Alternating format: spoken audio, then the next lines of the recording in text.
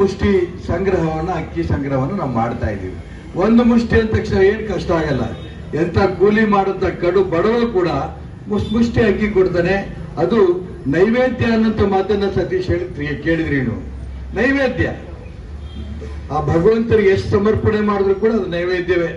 ಆ ರೀತಿ ಪ್ರತಿ ಮನೆಯಿಂದಲೂ ಕೂಡ ಒಂದು ಮುಷ್ಟಿ ಅಕ್ಕಿಯಿಂದ ತಗೊಂಡು ಶಬರಿಮಲೆಗೆ ಆ ಒಂದು ಶಬರಿಮಲೆಗೆ ಹೋಗ್ತಾ ಇರತ್ತ ಅಯ್ಯಪ್ಪ ಭಕ್ತರಿಗೆ ಕೊಡ್ತಾರೆ ಅಂತಂದ್ರೆ ಇದೊಂದು ವಿಶೇಷ.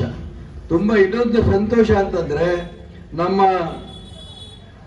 ರಾಮಕೃಷ್ಣ ವಿವೇಕಾನಂದ ಆಶ್ರಮದ ಅಧ್ಯಕ್ಷರಾದ ಪರಮ ಪೂಜ್ಯ ಸ್ವಾಮಿ ಶ್ರೀ ವಿನಯಾನಂದ ಸರಸ್ವತಿಯವರು ನನ್ನ ಕಡೆಯಿಂದನೂ ಕೂಡ ಒಂದು ಮೂಟೆ ಅಕ್ಕಿ ನಾವು ಕೊಡ್ತೇವೆ ಅನ್ನೋ ಮಾತನ್ನ ಈಗ ತಾನೇ ಅವ್ರು ಹೇಳಿದ್ರು.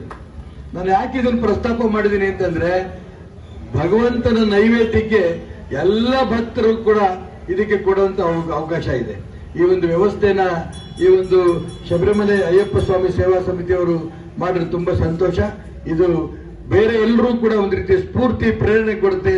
ಭಗವಂತನಿಗೆ ನಾವು ಕೊಡ್ತಾ ಇರೋಂಥ ಈ ನೈವೇದ್ಯ ತುಂಬಾ ನಮಗೆ ಒಳ್ಳೇದಾಗ್ಲಿ, ಇಡೀ ಕುಟುಂಬಕ್ಕೆ ಒಳ್ಳೇದಾಗ್ಲಿ, ರಾಜ್ಯಕ್ಕೆ ದೇಶಕ್ಕೆ ಒಳ್ಳೇದಾಗ್ಲಿ ಅಂತ ಶುಭವನ್ನ ಕೋರಿ ನನ್ನ ಮಾತನ್ನು ಮುಗಿಸ್ತೀನಿ. ನಮಸ್ಕಾರ.